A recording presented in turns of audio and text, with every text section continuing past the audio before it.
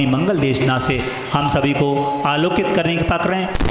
के पावन नमोस्तु नमोस्तु नमोस्तु मुनिवर।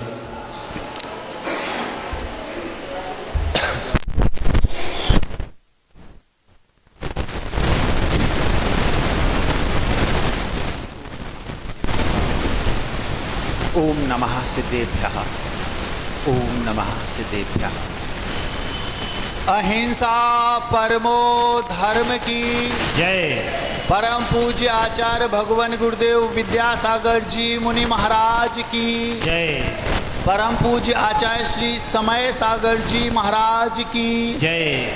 परम पूज्य निर्यापक श्रमण श्री संभव सागर जी महाराज की जय।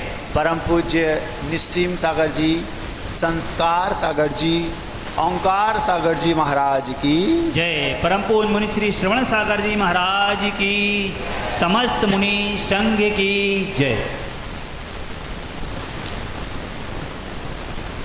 मैं बुराई सुनना चाहता हूं।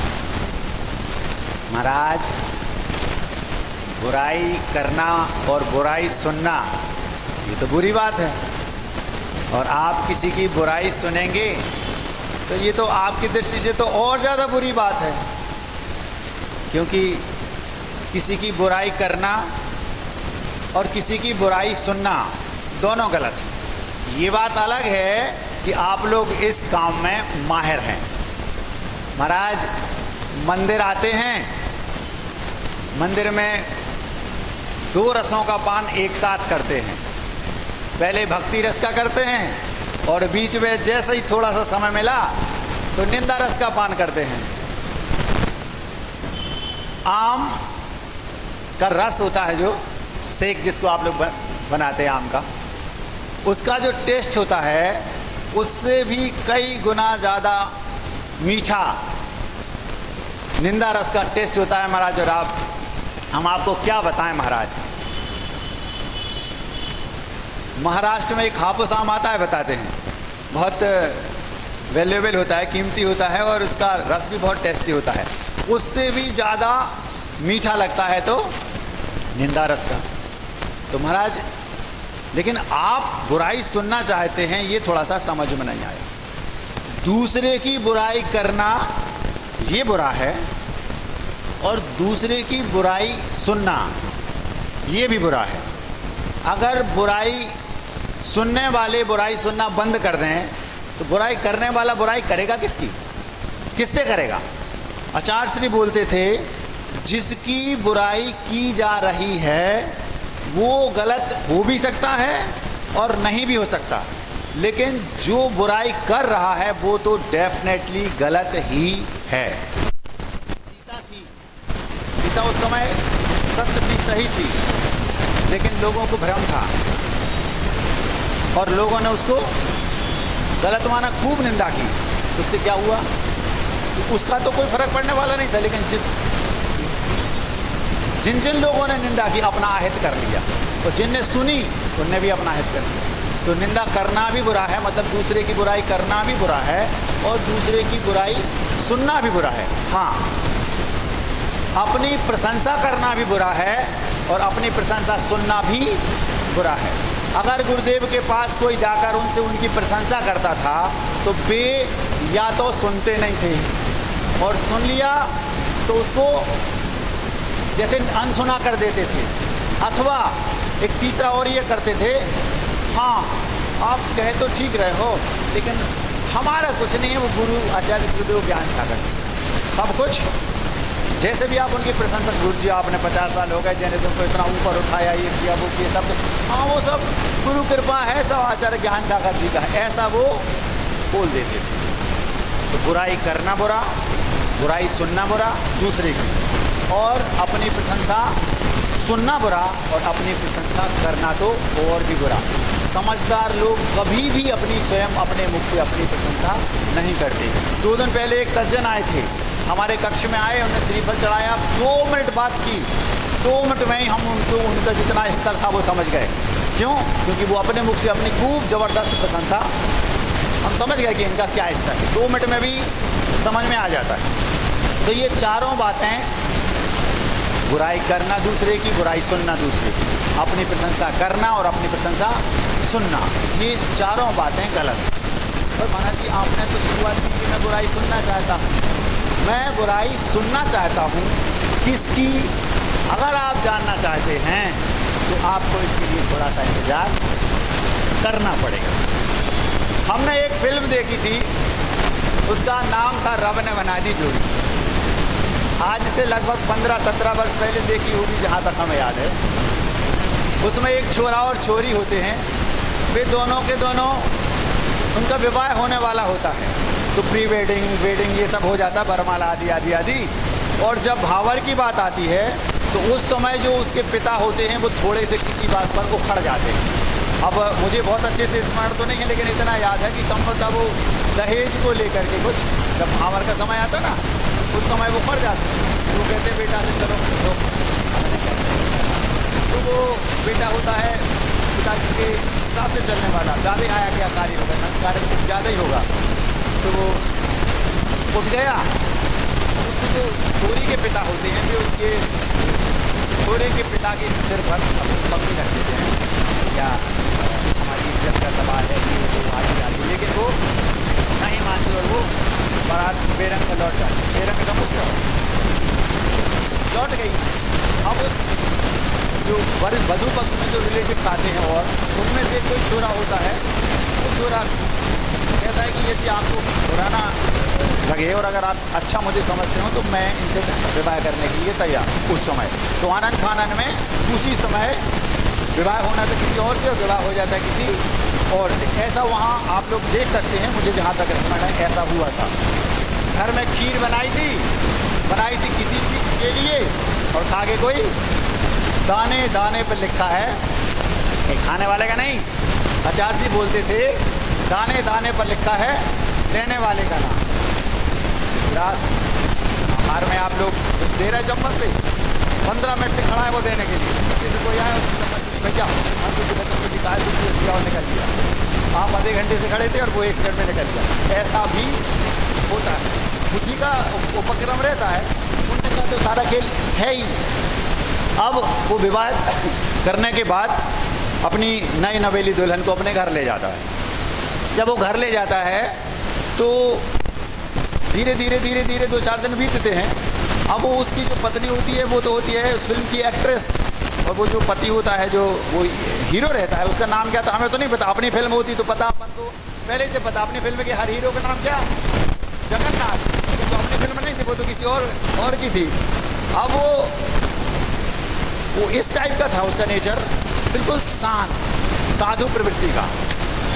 अच्छा, ना वो अपनी पत्नी की मुख पे प्रशंसा करता था और ना कभी घर के बाहर।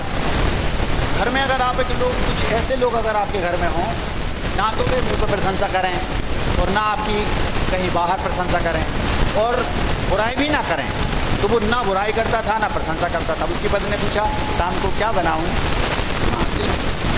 एकदम जैसे फ्यूज ट्यूबलाइट होती ना, एक फ्यूज ट्यूबलाइट होती है, लाइट हो अथवा ना हो, लेकिन वो तो परमानेंट फ्यूज है, कभी जलेगी नहीं। ऐसे वो इस टाइप के लोग अगर हमारी ज़िंदगी में हमारे साथ रहते हैं तो हमारा देश का, समाज का, परिवार का जो उत्थान है वो मेरे विचार से निश्चित रूप से रुक जाता है। अगर मान लो आपका बेटा है 95% मार्क्स लेके आया और आपसे कहा दादाजी हमारा रिजल्ट आ गया, हमारे 95%, तो 99% मार्क्स आए हैं, और आपने कहा हाँ हम अभी काम कर रहे हैं। बेचारे का उत्साह, आपने उसके भावों की हत्या कर दी। वो बहुत उत्साहित भावों से आया था।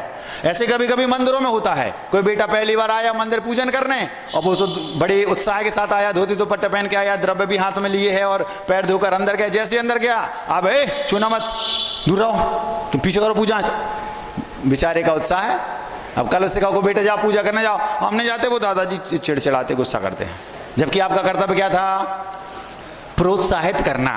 अगर आप प्रोत्साहित करते तो इस टाइप के लोग दुनिया में होते हैं जो ये पहले प्रकार के लोग हैं। ये ना तो प्रशंसा बाहर करेंगे और ना प्रशंसा आपके मुख पर करेंगे। इन्हें प्रशंसा करने का आता ही नहीं, एकदम बिल्कुल फ्यूज रहेंगे हमेशा। तो इसमें क्या होता है, सामने वाला हतोत्साहित होता है। अब मान लो किसी के 60% नंबर आए थे, अब वो भी पहुंच गया, दादाजी हमारे 60% आए, उनसे भी कुछ नहीं कहा, तो जो 60 वाला है वो मोटिवेट नहीं होगा और आगे करने के लिए, और जो 95% लाया है वो डिमोटिवेट होगा। क्यों? कुछ नहीं फर्क पड़ता है, चाहे 60 ले आओ चाहे 95, इनके लिए तो दोनों भोजन बनाया, कैसा लगा? अब उसने घंटे भर मेहनत की, दिमाग लगाया कि अच्छे से अच्छा, ये हमारे मुंह से बोल दें कि बहुत अच्छा बना, लेकिन आपने कुछ नहीं बोला, उसका दिमाग खराब। अब अच्छा बना जाए खराब होने कोई फर्क ही नहीं पड़ता। ऐसे लोगों को विवाह ना करके दीक्षा ले लेनी चाहिए। क्यों? क्योंकि वो कैसे हैं, ना घर में बुराई ना बाहर बुराई, ना घर में प्रशंसा ना कभी कोई प्रशंसा नहीं। अच्छी दाल बना दो तो कोई दिक्कत नहीं, नमक डालो तो समस्या नहीं, नहीं डालो तो समस्या नहीं, कोई समस्या नहीं। ऐसे लोग दुनिया के में हैं तो साधु लोग। वो वैसा ही था, वो हीरो जो था उस फिल्म में हमने देखा, उसको एकदम से हमें याद में आ गया तो हमने कहा इसको रखते हैं। बिल्कुल फ्यूज ट्यूबलाइट, शांत, जैसे उसको कोई फर्क ही पड़ने वाला नहीं हो। तो उसके साथ रहने वाले लोगों का नुकसान होता है, समाज का नुकसान होता है। क्यों? क्योंकि वो उसके साथ रहने वाले लोग ऊपर उठने के लिए प्रोत्साहित नहीं हो पाएंगे।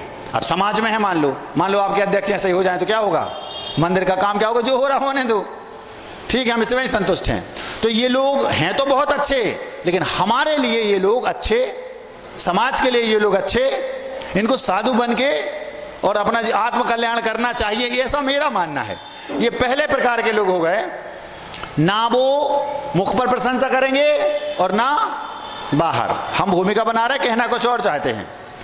एक दूसरे प्रकार के लोग भी होते हैं दुनिया में, वे मुख पर भी प्रशंसा करेंगे और एकांत में, जब उनको एकांत मिलेगा, बाहर भी, पीठ पीछे जिसको बोलते हैं, उस समय भी वो खूब प्रशंसा करेंगे। किसकी? किसी की भी। ये लोग ऐसे हैं, लाइट हो चाहे ना हो, ट्यूबलाइट इनकी परमानेंट चलेगी, चाइना मेड होगी हमेशा इनकी ट्यूबलाइट। कभी भी आप जाओ, कुछ भी हो, अच्छा करो तो भी प्रशंसा और बुरा करो तो भी उनको तो प्रशंसा करना।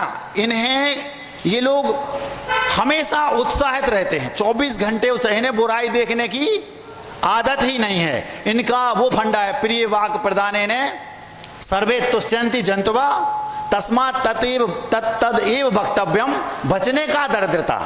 मतलब प्रिय वाक्य प्रदान करने से सभी जंतु प्राणी संतुष्ट हो जाते हैं, इसलिए वे वो ही बोलते हैं, क्योंकि बचने का दरिद्रता।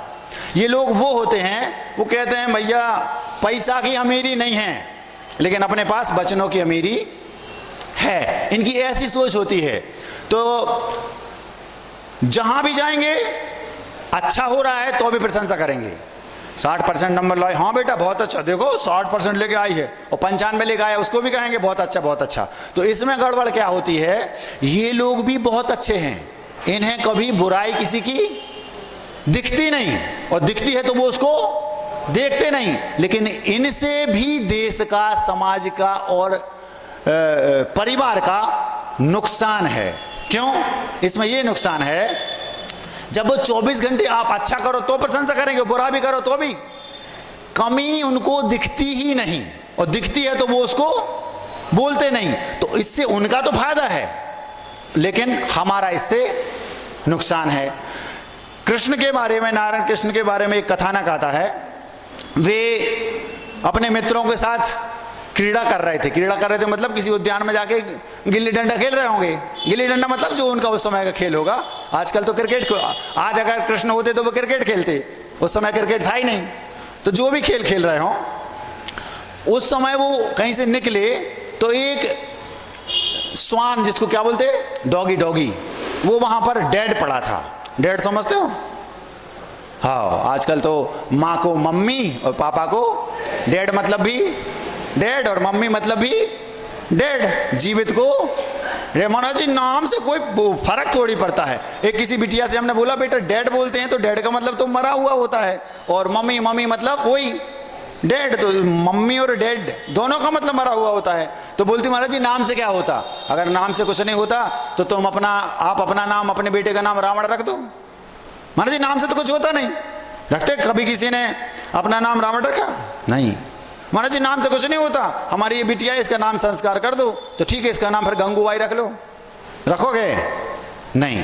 तो उनने क्या किया, वो डेड पड़ा था, कौन, डॉगी, हस्बैंड ऑफ डॉगिन, डॉगिन का पति डॉगी, वो पड़ा था। हस्बैंड समझते हो? अब एक महाराज थे, वो हंसाते गुलगुलाते रहते थे, उनका हमने एक वो पढ़ा था, उसमें लिखा था जो हंस हंस के बैंड बजाए वो हस्बैंड, जिसकी हंस हंस के बैंड बजाई जाती वो हस्बैंड, ऐसा उनने बोला था।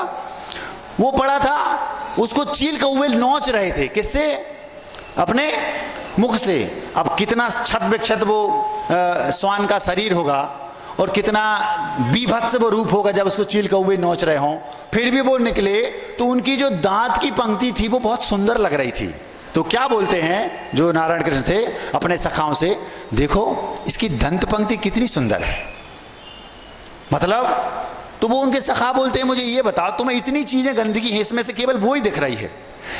ऐसे लोग दुनिया में हैं, ये लोग अच्छे हैं, वो अपनी स्वयं की दृष्टि में बहुत अच्छे हैं, होना भी चाहिए। हमें बुराई में भी अच्छाई दिख जाए ये तो बहुत बड़ी बात है, लेकिन हमें उससे नुकसान है। हमें उससे क्या नुकसान है? हमें उससे ये नुकसान है, हम आपके पास बैठे हैं, हमारी अच्छाई है, आपने प्रशंसा कर दी, अच्छी बात है, लेकिन हमारी कमी है, उसमें भी आपने कहा अरे देखो आप तो कितना अच्छा बोलते हैं, और वो बोल अच्छा नहीं रहा, तो क्या होगा, हमारा विकास रुक जाएगा। समझ में आ रही बात? ये दोनों प्रकार के लोग जो ना मुख पर प्रशंसा करते हैं ना बाहर, ये लोग सज्जन हैं, इन्हें साधु बन जाना चाहिए, लेकिन वो हमारे लिए बुरे हैं, वो अपने लिए बहुत अच्छे हैं, उनका कल्याण हो जाएगा। जो दूसरे प्रकार के लोग हैं जो बाहर भी प्रशंसा करते हैं भीतर भी करते हैं, उन्हें किसी की बुराई नहीं करते कभी, और वो स्वयं के लिए बहुत अच्छे हैं, लेकिन वो हमारे लिए नुकसानदायक हैं। क्यों? क्योंकि इससे हम अपनी कमियों को पता नहीं लगा पाएंगे, और हम हमारी कमियों को ही वो अच्छा बोलेंगे, हम उसमें संतुष्ट रहेंगे। 60% नंबर लाए, हाँ बेटा बहुत अच्छा, अच्छी प्रशंसा करेंगे, अब उसको जरूरत ही नहीं ज़्यादा लाने की, इससे में उसकी भरपेट प्रशंसा हो रही। समझ में आ रहा है ना?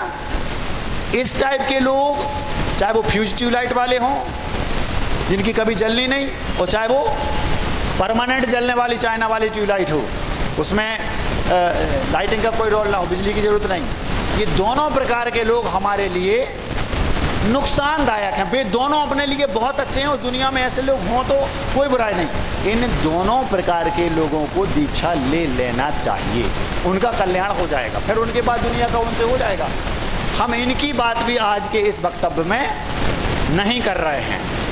तीसरे प्रकार के लोग होते हैं वे जो बाहर तो आपकी खूब बुराई करेंगे अथवा न्यूट्रल रहेंगे, शांत रहेंगे, लेकिन आपके मुख पर आपकी बेहिसाब प्रशंसा करेंगे। जब देखो जब आपकी केवल मात्र प्रशंसा करेंगे, इतनी प्रशंसा के पूछो मत। ये वे लोग हैं जिनसे आपको 24 घंटे सतर्क रहना है।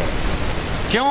क्योंकि ये अगर वो हमारे हितैषी होते तो बाहर भी हमारी प्रशंसा करते ना, बाहर कभी प्रशंसा नहीं करेंगे, और अगर करेंगे तो बुराई करेंगे, और मुख पर इतनी प्रशंसा करेंगे 24 घंटे। छोटी सी बात अच्छी हुई तो प्रशंसा, और बुरी हुई तो प्रशंसा, तो उससे क्या होगा? और हम आज ऐसे ही लोगों को अपना मित्र बनाने के सपने देखा करते हैं, होता है कि नहीं? हम क्या चाहते हैं? हमारे पास जो चारों ओर जो मित्र मंडल हो वो कैसा हो? हमारी प्रशंसा करने वाला। महाराज प्रशंसा सुनने का अपना अलग आनंद है महाराज। अगर 10 लोगों के साथ जा रहे हों और कोई हमारी प्रशंसा कर दे तो हम उससे सुन भी लिया, क्या बोलोगे? क्या बोला आपने? एक बार और बोल दे ताकि सब लोग अच्छे से सुन लें। इतना आनंद आता है महाराज जी अपनी प्रशंसा अपने मुख से सुनने में, पूछो मत। सज्जन लोग हमेशा इससे डरते हैं, वे जानते हैं कि अपनी प्रशंसा सुनना जहर को पीना है, कभी भी सुनना पसंद नहीं करेंगे। कभी भी आप जाके देख लो, हमने कभी नहीं देखा कि गुरुदेव ने अपने मुख से अपनी प्रशंसा की हो अथवा कभी अपनी प्रशंसा सुनी हो। वे कभी सुनते ही नहीं थे। क्यों? उससे हमारा अहित हो जाता है। तो ये तीसरे प्रकार के लोग हैं, ये भी हमारे आज के इस वक्तव्य का विषय नहीं है। कौन? जो बाहर आपकी बुराई करेंगे और मुख पर प्रशंसा करेंगे।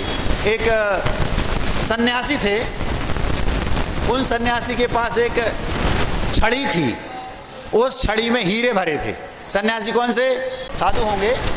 तो वे बड़े सज्जन थे, शांत प्रिय थे और हिंसा झूठ आदि से बचे रहते थे। सामान्य से अपना वैरागियों वाला जीवन जीते थे।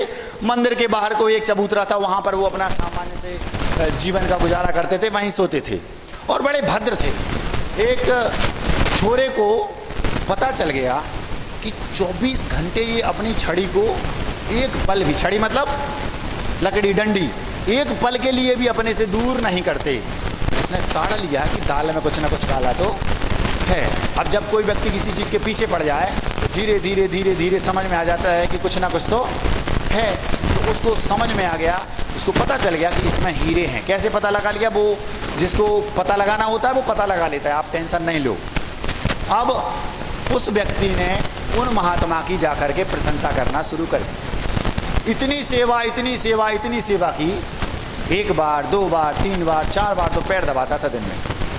सोने के लिए बिस्तर लगा दे, वो जो उनका जो भी संस्कार होता होगा, पैर दबाए, भोजन की व्यवस्था करे, पानी की व्यवस्था करे, सब कुछ। और उन सन्यासी को रोज एक एक व्यक्ति को आज ये ले गए, कल वो ले गए, परसों वो ले गए, भोजन कराने ले जाते थे। नमन नमन में फेर है, अधिक नमे बेईमान। हम लोग जब दूसरी कक्षा में पढ़ते थे, दूसरी कक्षा समझते हो? दूसरी कक्षा मतलब सेकंड क्लास नहीं, दूसरी कक्षा मतलब अनदर क्लास। इस कक्षा से अन्य कक्षा में जब हम पढ़ा करते थे, उस समय हिंदी में ये श्लोक आता था, शायद कबीरदास जी, रहीमदास जी, तुलसी, जिसका भी हो, हमें याद नहीं, मीराबाई का भी हो सकता है, पता नहीं किसका था, लेकिन किसी ना किसी का तो था। नमन नमन में फेर है, अधिक नमे बेईमान, दगाबाज दूजा नमे, चीता चोर कमान। एक व्यक्ति मंदिर में भगवान के सामने जाकर नमस्कार कर रहा है। वो क्यों नमस्कार कर रहा है? भक्ति पूर्वक। और एक नमस्कार कोई व्यक्ति किसी के पास जरूरत से ज्यादा नमस्कार कर रहा है, तो वो भी नमस्कार है, वो भी नमस्कार है, लेकिन नमन नमन में फेर है। वो नमस्कार प्रभु के सामने है, ये नमस्कार चापलूसी के लिए है। ये नमस्कार किसके लिए है? उसको अपना उल्लू सीधा करना है। उल्लू सीधा समझते हो? आप लोग भी कभी कभी उन्हीं भगवान के सामने 2 प्रकार का नमस्कार करते हो। एक नमस्कार करते हो भक्ति पूर्वक और एक नमस्कार करते हो चापलूसी वाला। नमन नमन में फेर है, अधिक नमे बेईमान, मतलब उसके अंदर गड़बड़ है, मैलापन है। दाल में काला नहीं है, पूरी दाल ही काली है। दगाबाज दूजा नमे, कोई व्यक्ति अगर आपके पास जरूरत से ज्यादा विनम्रता दिखा रहा है, जरूरत से ज्यादा नम्र बन रहा है, आप सतर्क हो जाइए, कहीं ना कहीं कुछ ना कुछ काला है। चीता नमन नमन में फेर है, अधिक नमे बेईमान, दगाबाज दूजा नमे, चीता चोर कमान। आप कभी देख लेना चीते को, आप डायरेक्ट नहीं देखना, नहीं तो फिर बाद में कभी जीवन में देख नहीं पाओगे, एक ही बार देख पाओगे। कैसे देखना? यूट्यूब पे वो आता ना आपके जो पिक्चर वगैरह, उस पर देख लेना, गूगल बाबा से पूछ लेना, हर क्वेश्चन का आंसर उसके पास है। चाहे उसका आंसर भगवान के पास भी ना हो, लेकिन गूगल के बाबा के पास तो हर क्वेश्चन का आंसर है। आप सर्च करोगे तो वो दिख जाएगा। चीता जब वो नमता है, मतलब खिंचता है, समझ लो कि लंबी छलांग लगाने वाला है। समझ में आ गया? क्रिकेट देखा? क्रिकेट अब उस समय के उन लोगों के समय क्रिकेट चलता नहीं था, तो उस समय वो उन्होंने चीते का उदाहरण दे दिया। आज अगर क्रिकेट उस समय क्रिकेट होता तो वो क्या करना, मारते जो फास्ट बॉलर होते ना, जितनी लंबी दौड़ लगाएगा, रन जिसका जितना ज़्यादा लंबा होगा उतनी तेज बॉल डालेगा। कभी आपने देखा कि स्पिनर दौड़ लगा के आ रहा है? स्पिनर क्या होगा, वो तो वहीं से 2-4 कदम चला और बॉल फेंक दी। लेकिन जो फास्ट बॉलर होता है वो 25, 40, 50 कदम दूर से दौड़ के लाएगा। जितना ज़्यादा पीछे जाएगा उतनी लंबी तेज, उतनी स्पीड में बॉल फेंकेगा। ऐसे ही वो चीता जितना नवेगा, मतलब दबेगा, खिंचेगा, उतनी लंबी वो। नमन नमन में फेर है, अधिक नमे बेईमान, दगाबाज दूजा नमे। वो दगाबाज है, क्यों? अपना शिकार के लिए वो खिंच रहा है। चोर चोर जितना विनम्रता दिखा रहा है, इसके कहीं ना कहीं इसके हृदय में कालापन है, नियम से। कमान, कमान समझते हो? तीर कमान होता ना, तो कमान जितना नमेगा वो टेढ़ा होगा, समझ लो तीर उतना ज़्यादा स्पीड में भागेगा। नमन नमन में फेर है, चीता चोर कमान। वो जो चोर था कौन? वो साथ में रहने वाला। बस इतना इतना इतना सज्जन बन गया, इतना सज्जन बन गया कि वो जो उसके गुरु थे वो भी उसको पहचान नहीं पा रहे कि ये धोखेबाज। इतनी सेवा करता है, रात रात जाग के सिर दबाता है, पैर दबाता है, हमारी 24 घंटे फिक्र करता है। उसके दिमाग में क्या था? वो छड़ी जिसमें हीरे भरे थे, उसमें हीरे भरे थे, छड़ी में पोली थी वो। और वो जो पुजारी थे, वो सन्यासी थे, वो उस डंडी को हमेशा अपने पास रखते थे। तो वो इतना ज़्यादा 6 महीने तक उसने उनकी सेवा की। एक दिन वो भोजन करना किसी के घर गए, तो जैसे हम लोग जहाँ आहार के लिए चौके में गए, पीछे से कोई ब्रह्मचारी जाता था, तो बाद में ब्रह्मचारी जी को भोजन, ये तो संस्कृति है, कराए जाते थे। ऐसे ही वो जहाँ भोजन करते थे और उनके साथ वो भी भोजन करता था, तो वो थोड़ा पीछे थोड़ी लेट आता था, ये वापस अपनी बसंतिका में पहुँच जाते थे। पीछे से वो एक दिन आया आहार करके, भोजन करके, तो आकर अपने गुरु से बोलता है, वो उनको गुरु जी बोलता था, गुरु जी वो गलती हो गई। क्या हो गया? हम जिसके यहाँ भोजन करने गए थे, उसके यहाँ का तिनका, तिनका मतलब घास का एक फलक छिलका, तृण तिनका हमारे साथ हमारे कपड़े में चिपक के आ गया। मैं अब भी आता हूँ उसको ये तिनका वापस दे आऊँ। कितना ईमानदार है। नमन नमन में अधिक नमे बेईमान। वे गुरु जी इतने सज्जन थे, सभ्य थे, सरल थे, वो अपने जैसा दुनिया को मान। जो सज्जन पुरुष होते हैं उन्हें पूरी दुनिया सज्जन दिखाई देती है, और जो असज्जन दुर्जन होते हैं उन्हें पूरी दुनिया दुर्जन दिखाई देती है। द्रोणाचार्य ने दुर्योधन से कहा, दुर्योधन ये टोकनी ले जाओ और इसमें भोजन सामग्री है, तुम्हें पूरे नगर में जो सज्जन व्यक्ति देखे जाओ उसको खिला के आ जाओ।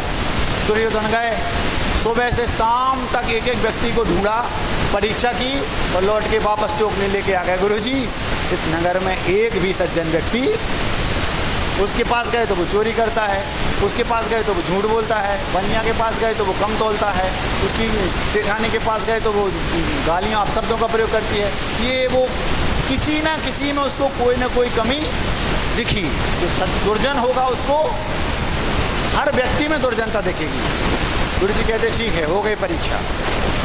हाँ, दूसरे दिन युधिष्ठिर को बुलाए, युधिष्ठिर ये कुछ फल वगैरह हैं, इसमें भोजन सामग्री है, तब ले जाओ, जो तुम्हें सज्जन दिखे उसको खिला के आ जाओ। तो युधिष्ठिर गए, 1-2 मिनट के अंदर लौट के आ गए। क्यों युधिष्ठिर, तुमने आज्ञा का पालन नहीं किया? नहीं गुरु जी, हो गया, आपने कहा था जो सज्जन देखे जीव उसको दे आओ।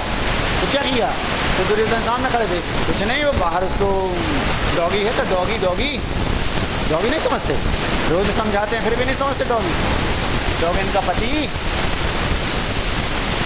वो आश्रम होता ना, आश्रम का जो गेट होता है उस पर एक स्वान बंधा होगा। तो युधिष्ठिर गए और उसको खिला के आ गए। तो दुर्योधन ने शिकायत कर दी, जो उनको खिलाया, आपने कहा था सज्जन को खिलाना, वो को सज्जन है क्या वो? क्यों युधिष्ठिर, क्या हुआ? गुरुदेव आपने कहा था एक जो भी तुम्हें अच्छा भला व्यक्ति देखे उसको खिलाया। व्यक्ति नहीं, जीव, कोई भी भला जीव देखे तो किसको खिलाया? बोले गेट के बाहर निकला, पहला ही व्यक्ति देख गया, वही सज्जन था। क्यों? ये रात भर वो वफादारी करता है, जागता है, अपने मालिक की सेवा करता है, कितना सज्जन है। समझ आ गया ना? तो सज्जन व्यक्ति को दुर्जन में भी सज्जनता दिखाई देती है, और दुर्जन व्यक्ति को सज्जन में भी ऐसा ही था। तो दुर्योधन दुर्जन थे, उन्हें किसी में सज्जन व्यक्ति नहीं मिला पूरे नगर में, और युधिष्ठिर सज्जन थे, उनको उस डॉगी में सज्जनता दिख गई। ऐसे ही वो गुरुजी थे, वो सज्जन थे तो उन्हें लगा सब अच्छे होंगे, अब उनसे उसने दगा किया। वो तिनका जो लेके आया, बोलता है हम वापस दे के आते हैं। गुरुजी अंदर ही अंदर खुश हो रहे, इतना सज्जन हमारा शिष्य है। देखो सामग्री तो ठीक, तिनका आ गया किसी के घर का भोजन में, सामग्री में जब वो भोजन करने गया था तो उसके कपड़ों में तिनका चिपक गया, वो वापस देने जा रहा है। कितना ईमानदार है, सोचो तो। गदगद हो रहा है वो, क्योंकि सज्जन थे बेचारे, उन्हें क्या पता कि ये धोखेबाज है, दगाबाज, दूजा न मैं, बस ठीक है दे आओ। तो वो देने के लिए जैसे ही बाहर निकला, वहाँ पर 4-5-6 स्वान डॉगी खड़े थे, बाहर भीतर आ गया। क्यों तुम गए नहीं? गुरुजी वो बाहर वो मौकने वाले खड़े हैं, डर लग रहा है।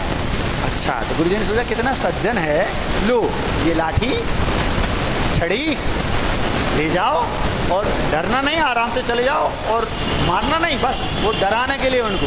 हाँ, और जल्दी आना है। ठीक है, आज तक लौट कर नहीं आया। समझ में आ रहा है? 6 महीने जो तपस्या उसने की थी वो इसी के लिए की थी कि आप हमें छड़ी दे दो और हम उसको, उसी के लिए तो था। ऐसे होते हैं कौन? वो व्यक्ति। तीसरे प्रकार के लोग हैं ये, मुख पर आपकी खूब प्रशंसा करेंगे, उसने खूब प्रशंसा की और आखिर वो दगाबाज होगा।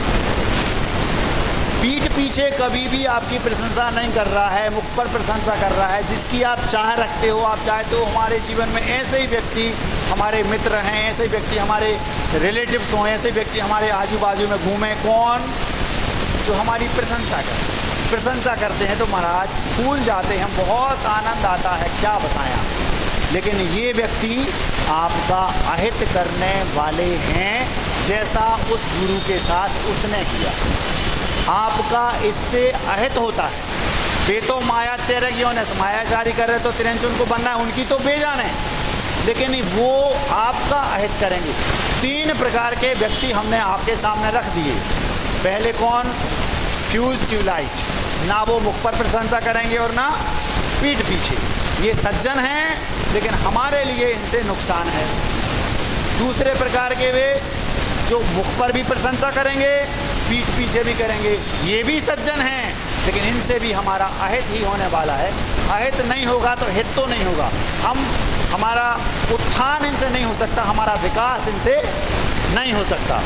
तीसरे प्रकार के वे जो मुख पर तो प्रशंसा करेंगे, लेकिन पीठ पीछे हमारी बुराई करेंगे। शुरू के 2 हैं, वे अपना कल्याण कर लेंगे, लेकिन ये जो तीसरे वाले हैं, ये मायावी हैं, ठगिया हैं।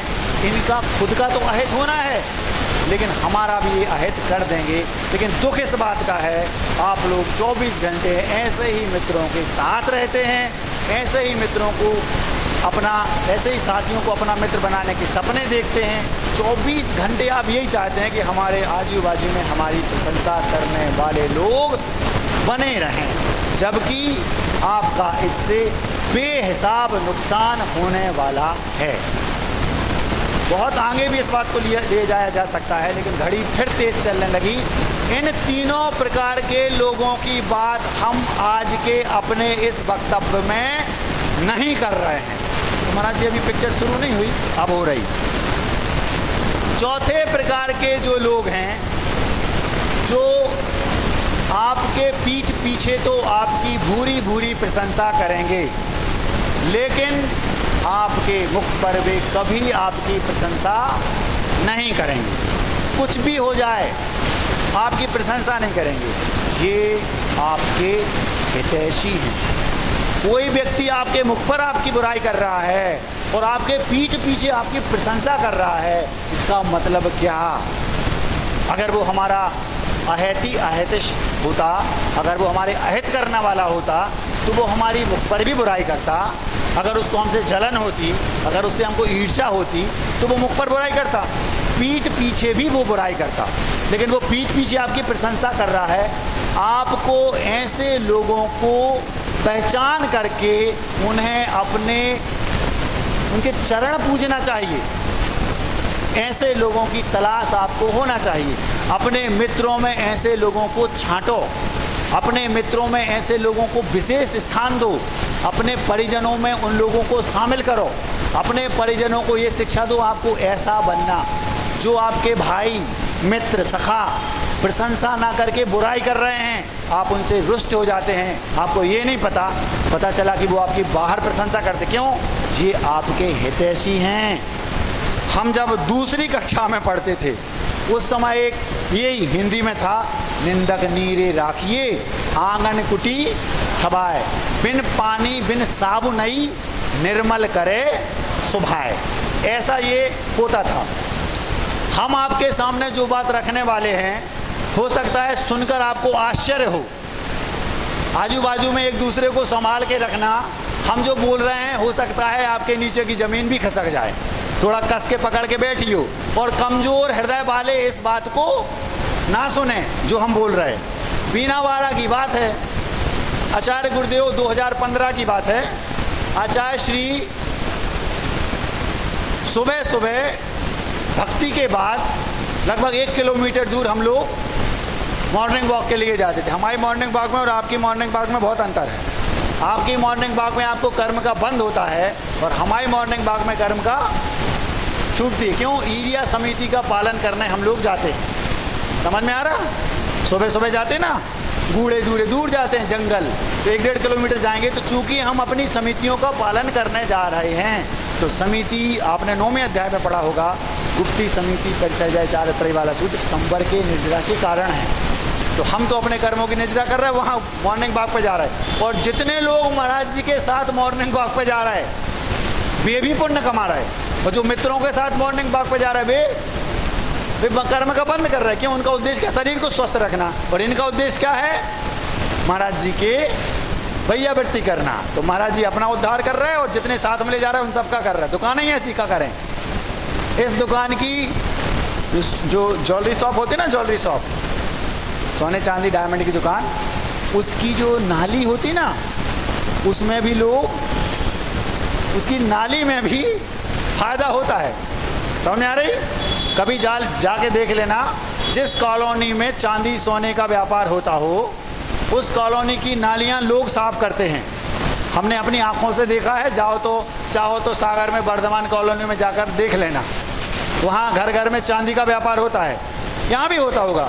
तो क्या होता है, उसका जो पानी जाता है उसमें एक आध कोई कण चांदी आदि का चला जाता है, ऐसा उन लोगों ने बताया। तो वो बोले महाराज जी 200-500 रुपये का हम लोग रोज इसमें से उसकी रेत जो साफ करते हैं ना, नाली को धोते थे। मैंने कहा जी नाली धो रहा है, पता चला कि वो नाली नहीं धो रहा है उसमें से।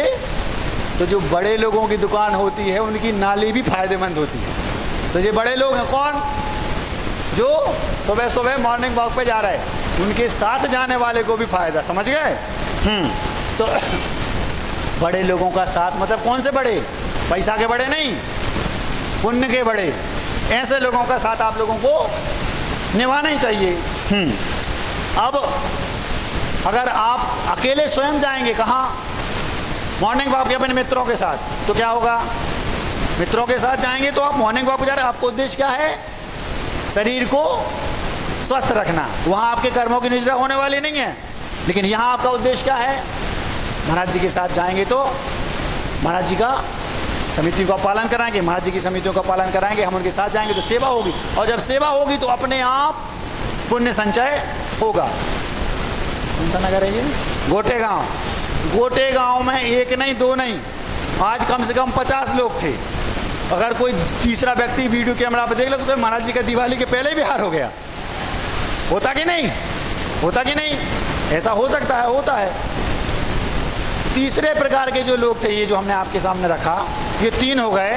अब जो चौथे प्रकार के लोग हैं जिनकी हम बात कर रहे हैं, जिनकी हम आचार्य श्री की बात कर रहे थे, आचार्य श्री नेमावर में सुबह सुबह मॉर्निंग वॉक पे जा रहे थे।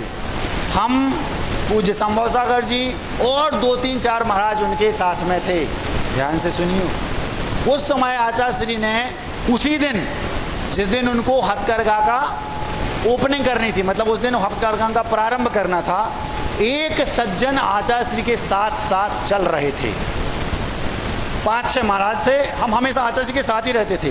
तो वे सज्जन चल रहे और हम सब चल रहे।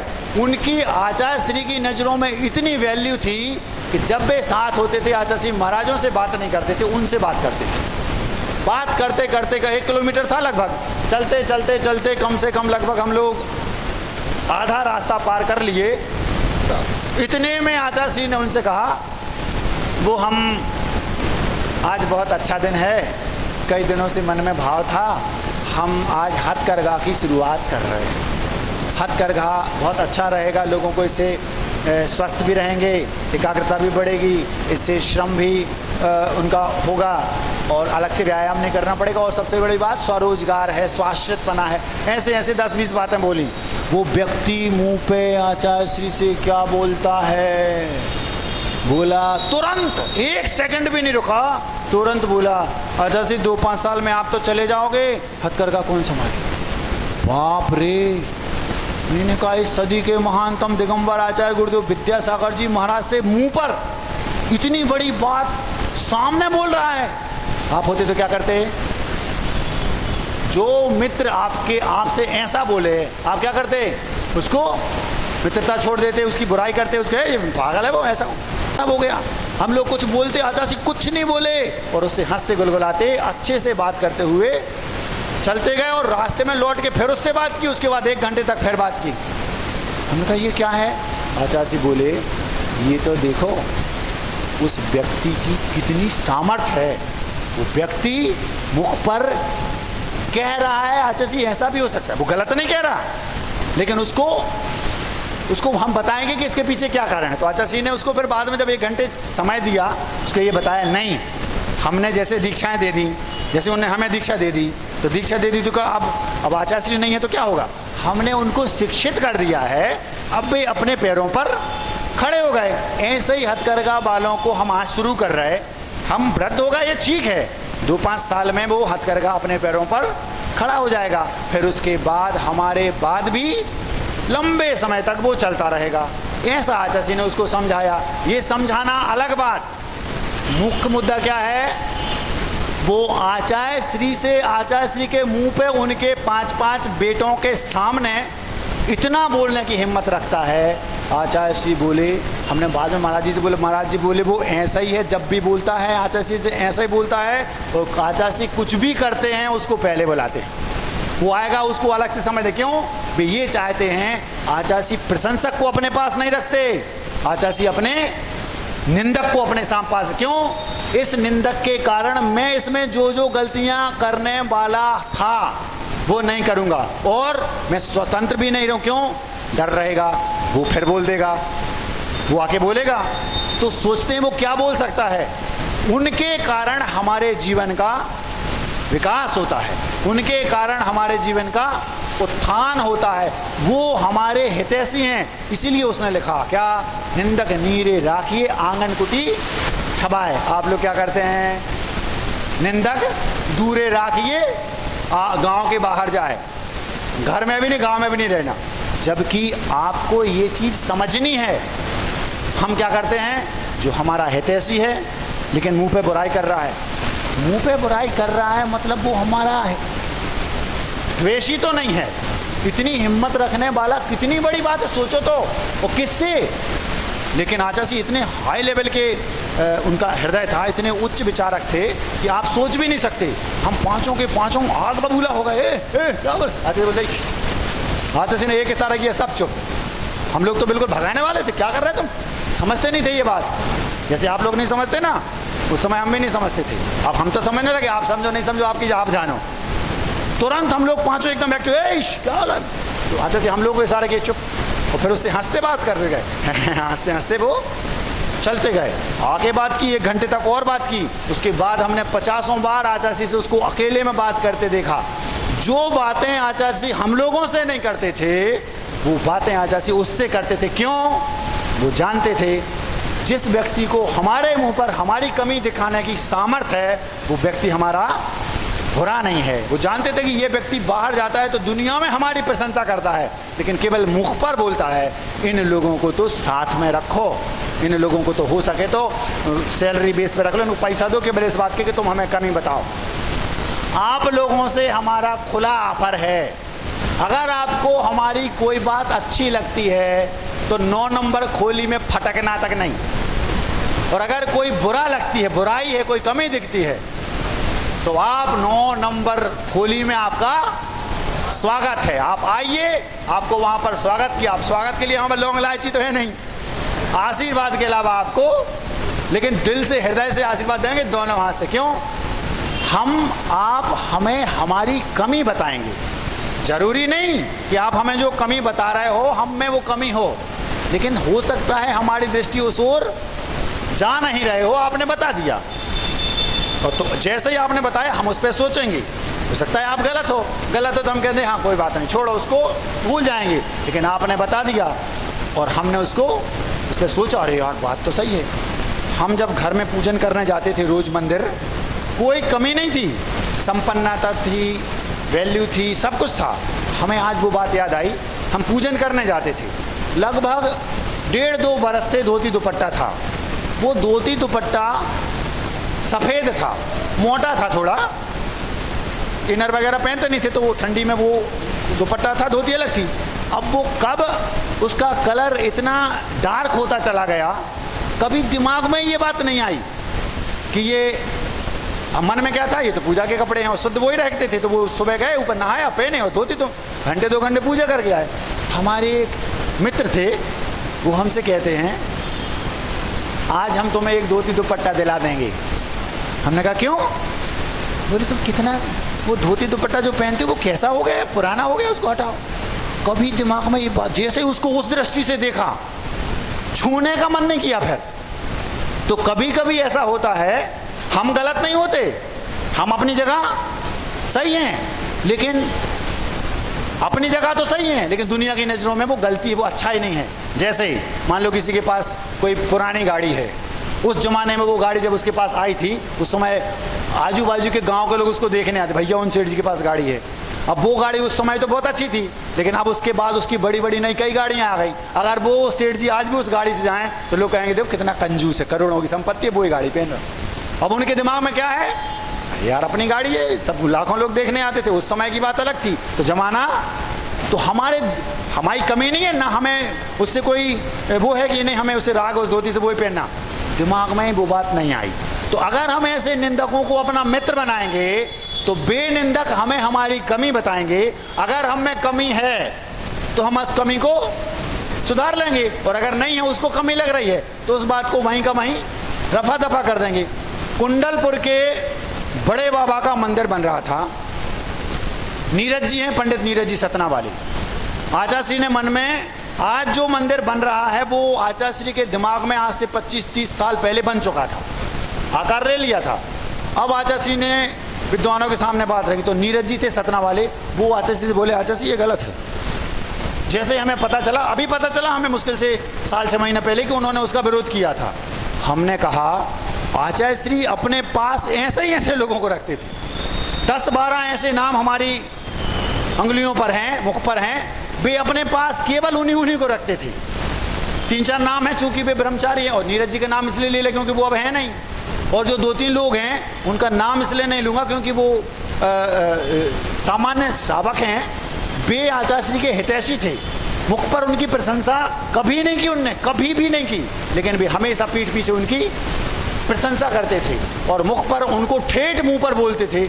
आचार्य श्री को सबसे ज़्यादा वो ही पसंद थे। जब भी वो आएंगे घंटों उनसे बतियाएंगे, और अपने जितने विषय रहते थे वो सबसे पहले उनके सामने रखते, ताकि उनके गुण दोष पहले बता दो, हम सोच के उसको लॉन्च आचार्य श्री तब करते थे जब उनसे उस विषय में डिस्कशन कर लें, ताकि वो जो कुछ पहले ही बता दो, ताकि हमारी लॉन्चिंग में कोई कमी। जैसे कोई फिल्म करता है ना लॉन्च, तो वो सब व्यवस्थित करके लॉन्च करता है, ऐसे आचार्य श्री की सारी फिल्में पहले उनका समीक्षा हो जाती थी, फिर लॉन्च होती थी। ये उनका कारण था। अब आप बताओ, उस समय उन्होंने आचार्य श्री से मना किया, आचार्य श्री आप गलत कर रहे हैं, आप प्राचीनता नष्ट कर रहे हैं। फिर आचार्य श्री ने उनको बुलाया, समझाया, भैया तुम्हें पता नहीं है हम क्या कर रहे हैं। समझाया, समझ गए, नहीं समझे वो उनकी बात। हमें अच्छी बात ये लगी, सबसे अच्छी बात ये लगी, उस व्यक्ति की सामर्थ्य तो देखो। इस सदी के महानतम दिगंबर आचार्य के मुख पर कह रहा नहीं आचार्य श्री आप गलत कर रहे हैं। इससे फायदा क्या हुआ, इससे आचार्य श्री ने सोचा और कि और क्या क्या इसमें अच्छा हो सकता है, अथवा कहीं कोई ढील नहीं रख सकते। क्यों, जब वो व्यक्ति हमसे ऐसा कह सकता है तो पता नहीं कहाँ कब वो और क्या क्या कहेगा, और जब वो सोच सकता है तो और कई सारे लोग भी इस टाइप की बातें सोचेंगे, होता कि नहीं। आचार्य श्री ने हमेशा ऐसे लोगों को सम्मान दिया। समय बहुत हो गया है, अभी आपको एक और छोटा सा, वो अपने जगन्नाथ जी तो रह गए, कोई बात नहीं, समय कम है, 2 मिनट में उसको हम निपटा देते हैं। एक जगन्नाथ जी थे सज्जन, उनका नाम था जगन्नाथ। अपनी फिल्म के हर हीरो का नाम, उनका नाम भी जगन्नाथ था। उनके 2 मित्र थे। एक मित्र हमेशा उनके मुख पर प्रशंसा करता था, और जो दूसरा मित्र था वो हमेशा उनकी, तो वो जगन्नाथ जी थे, वो समझते तो थे कि ये हमारे मुख पर प्रशंसा नहीं करता, लेकिन पीठ पीछे कर देंगे। उनको शक था कि यार कुछ ना कुछ गड़बड़ है।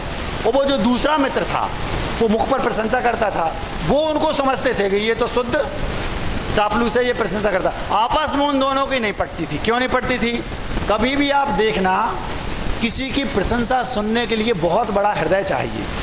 अगर आपकी दुकान कपड़े की है और आपके सामने वाले की कपड़े की दुकान है, और कोई ग्राहक आकर उसकी प्रशंसा आपसे कर दे, आप क्या बोलेंगे, हमें सब पता है चोरी का माल खरीदता है, भले वो कुछ ना करता हो, टैक्स चुराता है, कहीं ये करता है, कहीं वो करता है, सुन नहीं सकते। अगर मान लो किसी की घर में किसी की बहू अच्छा भोजन बनाती हो और उसकी जेठानी से बोल दो बहुत अच्छा भोजन, हमें सब पता है, हम इन्हें से कहा है, सुन नहीं सकते प्रशंसा किसी की। प्रशंसा दूसरों की सुनना सीखो, अपनी बुराई सुनना सीखो, और दूसरे की। हमने शुरुआत की थी, मैं अपनी मैं बुराई सुनना चाहता हूं, दूसरे की नहीं। दूसरे की प्रशंसा सुनो और अपनी बुराई सुनो। दूसरे की प्रशंसा करो और अपनी। हम लोग 24 घंटे अपापिष्ठेन दुरात्मना जड़ दिया माया बिना लोभिना पढ़ते रहते। क्यों? अपनी निंदा करने से हम शुद्ध होते हैं। जैसे सोने में से कचरा निकालते जाओ, वो शुद्ध होता चला जाएगा। 3 टाइम सुबह दोपहर शाम क्या बोलते हैं? जड़ दिया माया बिना लोभिना, मैं जड़ बुद्धि हूँ, माया भी हूँ। लोग हम नहीं। इस सदी के महानतम दिगंबर आचार्य गुरुदेव विद्यासागर जी महाराज दिन में 3 बार खुद को मैं पापी हूँ, मैं दुरात्मा हूँ, मैं जड़ बुद्धि हूँ, मैं माया भी, 3 बार प्रतिक्रमण करते थे। प्रतिक्रमण की शुरुआत इसी पंक्ति से होती है। तो सज्जनता की पहचान है अपनी बुराई करना और दूसरे की प्रशंसा करना और सुनना, और दुर्जनता की पहचान है अपनी प्रशंसा करना और दूसरे की बुराई करना। ऐसा। अबे जो 2 उनके मित्र थे, उन दोनों की आपस में बिल्कुल नहीं पड़ती थी। क्यों नहीं पड़ती थी? इसलिए नहीं पड़ती थी क्योंकि सेठ जी एक को ज़्यादा पसंद करते थे, एक को कम। लेकिन उनकी एक अच्छी बात ये थी सेठ जी की, वे उनसे भी, उसको भी वो दूर नहीं रखते थे। जो उनकी प्रशंसा कर रहा है उससे भी बुराई नहीं। एक बहुत अच्छी कहावत है, एक वृक्ष की मुख बोली मौजबानी बात है। एक वृक्ष कहता है, यद्यपि हवाएं रोज मेरे पत्तों को गिराती हैं। क्या कहा? यद्यपि हवाएं रोज मेरे पत्तों को गिराती हैं, फिर भी उन हवाओं से मेरे संबंध आज भी मधुर हैं। समझ में आ गया? हवाएं पत्तों को रोज गिराती हैं, फिर भी उन हवाओं से मेरे संबंध आज भी मधुर हैं। तो आचार्य श्री बोलते थे, जो हमारा हितैषी नहीं है, जो हमारा विपरीत है हमसे, जो हमारा द्वेषी है, जो हमसे जलन करता है, उससे उसका नेचर तो जान लो कि इसका नेचर ठीक नहीं है, लेकिन उससे बुराई किसी से मत रखो। बस नेचर जान लो ये ऐसा, उस पर भरोसा नहीं करना। वो आता था मित्र सेठ जी का, वे मित्र के साथ सेठ जी रहते थे, बैठते थे, बातें करते थे, अपनी प्रशंसा सुनते थे, वो सुनाता था, लेकिन वो कुछ नहीं बोलते थे। जानते थे इससे बुराई नहीं लेना, हमें मालूम है हमारा है ऐसी नहीं है, चापलूस है, बुराई नहीं रखना। क्यों? क्योंकि उन हवाओं के पत्ते, उस वृक्ष के पत्ते उन्हीं हवाओं से गिरते थे, लेकिन उस वृक्ष को ये भी पता था इन्हीं हवाओं के कारण आज मैं जीवित हूँ। तो हमें किसी से बुराई नहीं रखना। नेचर जान लो ये चापलूस है, ये ऐसा है, ये ऐसा, जो जैसा जिसका नेचर है उसके साथ वैसा व्यवहार करो। केवल भरोसा उस पर करो जो मुख पर बुराई करता है, बाहर पीठ पीछे प्रशंसा करता है। जो दूसरे थे वो 24 घंटे सेठ जी की बुराई कर, जब आए जब बुराई करता था, जब आए जब बुराई करता था, लेकिन पीठ पीछे प्रशंसा करता था। वे सेठ जी चोरी की, स्मगलिंग की चांदी खरीदते थे। उस मित्र ने उनकी एक एक बुराई बता के उन सेठ जी को उस नगर का सर्वोत्कृष्ट सेठ घोषित करा दिया। वो एक बुराई बताता, सेठ जी उस बुराई में उसको दूर कर लेते, तो उसके कारण उनकी प्रशंसा होती। जितनी बुराइयां उन सेठ जी में थी, वे आज समाज के सबसे प्रबुद्ध, सबसे सम्मानीय, सबसे अच्छे, सबसे दानवीर, सबसे प्रतिष्ठित पुरुष हो गए। क्यों? वो जो उनका मित्र था, कौन सा, जो बुराई करता था, उसके कारण। एक दिन की बात है, उसको पता चला कि सेठ जी चोरी की चांदी खरीदते, स्मगलिंग की चांदी बड़ी मात्रा में। तो वो जो उनका जो दूसरा मित्र था, वो कहता है, सेठ जी इन्होंने कहा, जो पहला मित्र बुराई कर, क्या करते हो आप, कोई कमी है तुम्हारे पास? करोड़ों की संपत्ति, इतनी रेपुटेशन है, सब कुछ अच्छा है, ये अपन चोरी का माल क्यों खरीदते हैं? रत्नकरण सभागाचार्य में आता ना, चोरी का माल खरीदना भी आचार्याण व्रत में दोष, कभी खरीदना नहीं। सस्ते महाराज जी, हमें थोड़ी पता चोरी का है। अब तुम्हें इतना पता है, जब 90,000 की चांदी है तो 70 में वो दे रहा है, तो क्या वो धन्ना सेठ है कोई? चोरी का ही माल होगा। 500 की चीज़ आपको 400 में दे के चला गया चुपचाप, मतलब कहीं ना कहीं गड़बड़ तो, चाहे वो आपने लोगों से चुराई उसने या फिर टैक्स चुराया होगा। तो उसने कहा, सेठ जी ने सेठ जी को बात समझ में आ गया। वो जो दूसरा मित्र था, सेठ जी वो आपका है ऐसी नहीं है, वो बुराई करता रहता है, वो दूसरा जो है ना, दूसरा ज्वेलर साहब वाला, उसको बिकवा देगा, वो मानो। ये उसकी प्रशंसा करते थे, आप तो समझदार हो, क्या होता है सब करते, आप भी करो, आजकल ऐसा थोड़ी होता। उसको समझा दिया, लेकिन सेठ जी ने उसकी बात नहीं मानी। किसकी मानी? जो बुराई करता था। आखिर उसने उस दिन से कायसर कर लिया, मैं कभी भी इस चांदी का प्रयोग नहीं खरीदूंगा। वो चांदी सामने वाले ने खरीद ली। इत्तेफाक से उसी दिन पुलिस की रेड पड़ गई और वो पकड़ी गई। अब सेठ जी उसके पैर पकड़ रहा, भैया तुम नहीं होते तो आज हमारी जीवन भर की जो रेपुटेशन है उसमें दाग लग जाता। हमने आधे घंटे की कहानी को 5 मिनट में निपटा दिया, क्योंकि समय ज़रूरत से ज़्यादा हो गया। आपके सामने 4 लोगों की बातें रखी, 3 की तो बात अपन को आज करने नहीं थी। कौन? एक फ्यूज ट्यूबलाइट, और एक हमेशा परमानेंट जलने वाली ट्यूबलाइट, और एक तीसरे जो मुख पर तो फिर से चापलूस, उस साधु सन्यासी के यहाँ जो वो छोड़ा था भैंसे। इनकी तो बात अपन ने आज की ही नहीं, भले उसी इन्हीं की बातों में पौन घंटा लग गया हो। जो 15 मिनट जिसकी बात की, हमें केवल उनको अपना मित्र बनाना है। कौन? मुख पर जो हमारी बुराई करें, लेकिन पीठ पीछे आप लोगों को, ऐसे लोगों को ढूंढना है और ढूंढ करके उन्हें अपना मित्र बनाना है। इन लोगों के साथ ही आपको अपना जीवन अगर आप अपनी आत्मा का अथवा अपना कल्याण करना चाहते हो तो अब आपको क्या करना, आप देख लो। साधुओं को कल्याण मित्र कहा है। क्या कहा? कल्याण मित्र। तो हम लोग कौन से मित्र हैं आपके मालूम? मुख पर ऐसा करता है, जब आप जाओगे आपकी कोई ना कोई कमी आपको भले अकेले में बताएं, पर बच्चे खुल्लम खुल्ला बता दे, हमारा क्या कर, खुल्लम खुल्ला बता रहे कि आप ऐसे हो वैसे हो, नहीं करो। आपको क्या लगते हम लोग?